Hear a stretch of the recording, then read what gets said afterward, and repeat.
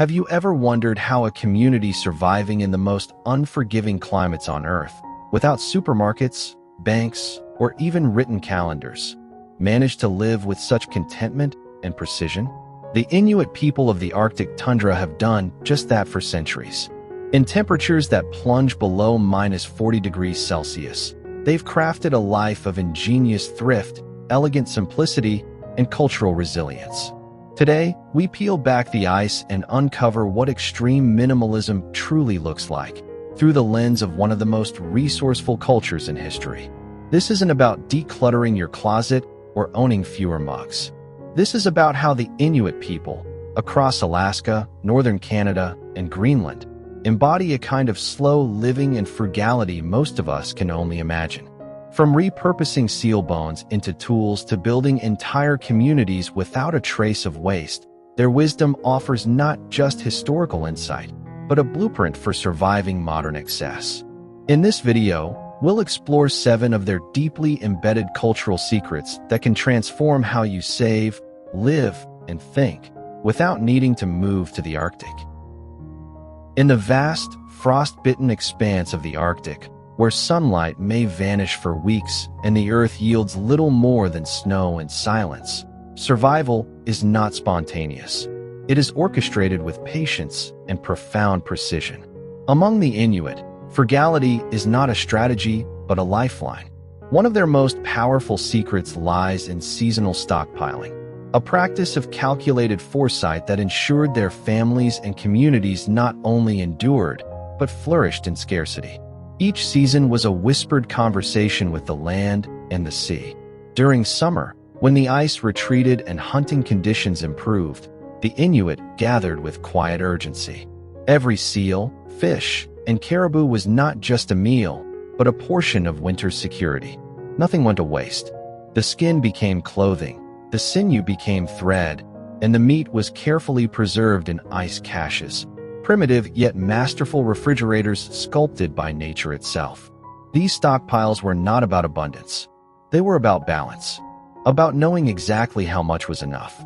This approach, harvesting just enough, preserving wisely, and preparing without panic, echoes what extreme minimalism teaches us today: to live not in constant reaction, but in proactive rhythm. In a world of impulse buying and overflowing pantries, the Inuit way reminds us that the true wealth lies not in accumulation, but in anticipation. It is the calm confidence of knowing that you are equipped, not overburdened, that you are in sync with the season, not fighting against it. To the untrained eye, the Arctic appears barren, a frozen desert stripped of abundance. Yet to the Inuit, it is a living archive of possibilities. Here, the practice of extreme minimalism takes a physical form, sculpted not from luxury materials, but from the forgotten, the discarded, and the overlooked. The Inuit didn't just survive in scarcity. They mastered the art of transforming nothing into everything. When metal was absent, they turned to bone. Driftwood washed ashore after traveling thousands of miles was repurposed into sled runners. Animal tendons became thread. Even ice itself, compressed, dense, and glistening, was cut and carved into temporary blades or used to build shelters that held warmth in sub-zero silence. This wasn't improvisation, it was intelligent design born of necessity, elevated into tradition.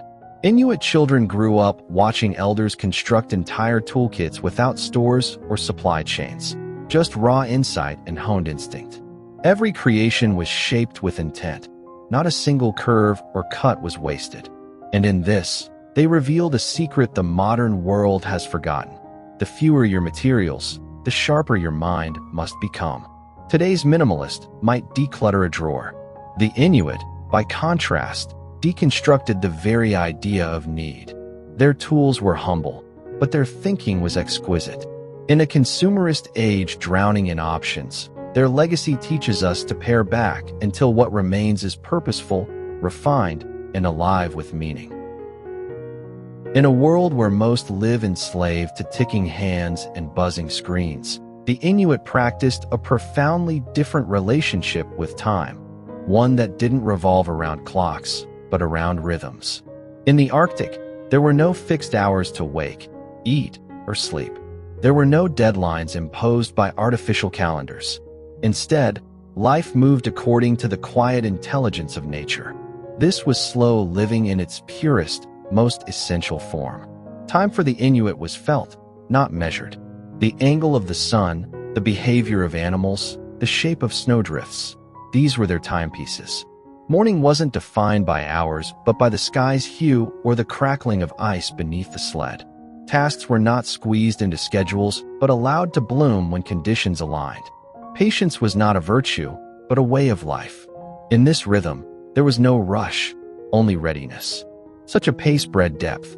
Conversations lingered, rituals unfolded slowly, and every action carried intention. There was no multitasking, just the full weight of presence. This temporal minimalism, a stripping away of artificial urgency, offered what our modern lives crave most: clarity, calm, and connection. The Inuit didn't just reject the clock, they transcended it. Their slow living wasn't lazy, it was attuned. And in following the cues of the land rather than the demands of the market, they remind us that perhaps the most radical form of productivity is to move slower, but with purpose. High on the Arctic tundra, where winds howl like ancient spirits and temperatures plunge deep below freezing, the Inuit built homes of astonishing grace and precision, not with bricks or timber, but with snow. The igloo, often misunderstood as a novelty, is in fact a profound symbol of extreme minimalism, a structure crafted entirely from the landscape itself, designed to give warmth, safety, and psychological peace without a single wasted detail. Each block of snow was cut with intuition, curved by hand, and layered in a spiral. No blueprints, no machinery, just inherited knowledge passed through generations. Inside, the temperature could rise 40 degrees warmer than the brutal air outside, held together by nothing but pressure and purpose. The igloo was not merely a shelter. It was a philosophy made solid, efficient, silent, self-contained. There were no extra rooms, no decorative flourishes. Every curve was functional. Every surface reflected both heat and intention. Sleeping areas were elevated to escape cold air, small oil lamps doubled as both heat and light, and belongings were few. Only what was essential and nothing more. This wasn't deprivation. It was calculated contentment. Modern minimalist architecture often idolizes clean lines and open spaces. But the Inuit showed us, long before design trends emerged, that simplicity isn't an aesthetic. It's a survival instinct honed to quiet beauty. In their snow homes, we find a reminder. The walls we build around ourselves should not just shelter our bodies, they should clarify our minds. In the brutal elegance of the Arctic, individualism was not just discouraged, it was dangerous. The Inuit, faced with scarcity as a constant companion, developed a deeply embedded culture of communal sharing that rewrites what it means to be wealthy. In this world, survival didn't hinge on what one possessed, but on what one was willing to give. When a hunter returned with a successful catch, a seal, a narwhal, or a fish, he did not hoard it. Instead, the meat was divided among families, the blubber shared for warmth and light, and even the bones offered for tools. These acts were not charity. They were an unspoken system of mutual security, an understanding that prosperity is circular.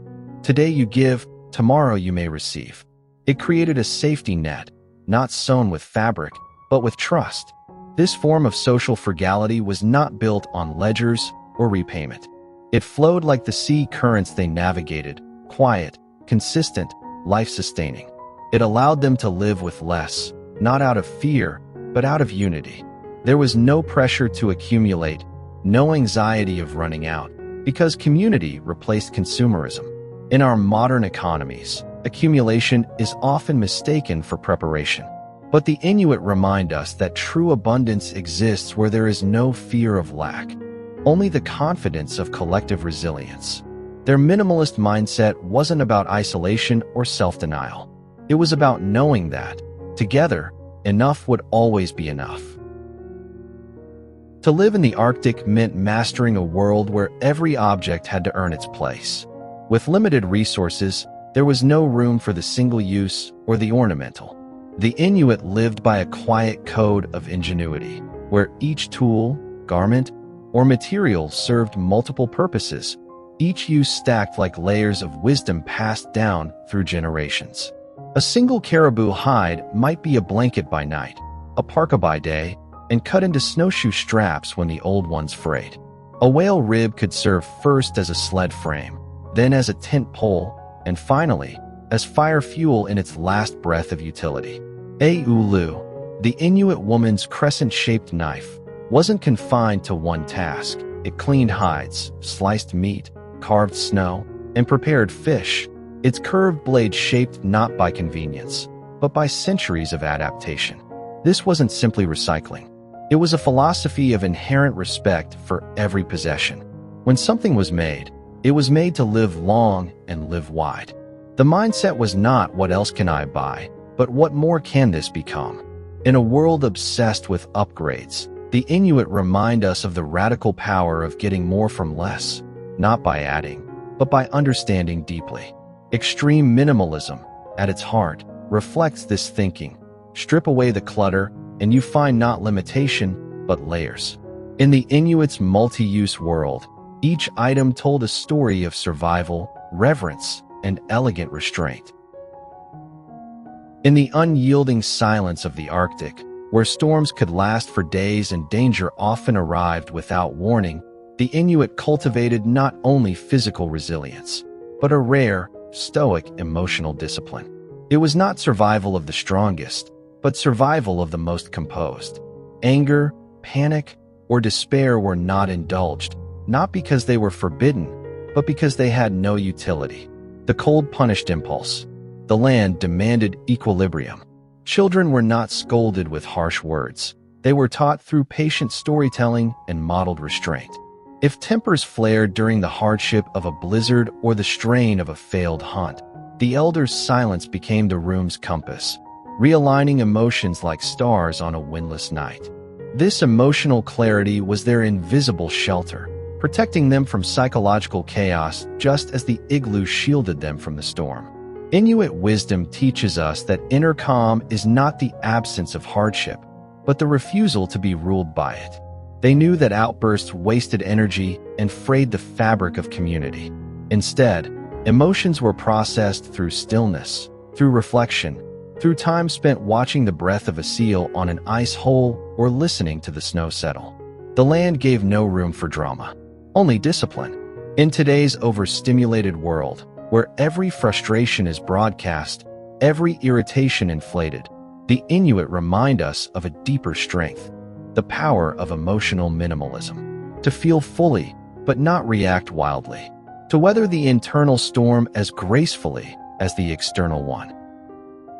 In the frozen silence of the Arctic, the Inuit carved a path not of excess, but of exquisite restraint, where frugality became an art, simplicity a form of intelligence, and survival a communal rhythm. Their lives whisper a truth the modern world desperately needs to hear. You don't need more to live well. You need less, used wisely, shared generously, and held with reverence. Extreme minimalism isn't about having nothing. It's about making space for everything that actually matters. The Inuit didn't just endure scarcity. They transformed it into clarity, balance, and peace. And in their legacy, we find a map, not just to save money or declutter, but to reclaim focus, time, and meaning in a world drowning in noise. If this spoke to you, there's more. Explore the Microtopia playlist for insights on small space freedom, or visit the Hollow Era series to uncover the deeper forces shaping our chaotic lives and how to step beyond them. Let this be your first step toward a quieter, more intentional life. The path has already been carved. All that remains is to follow it.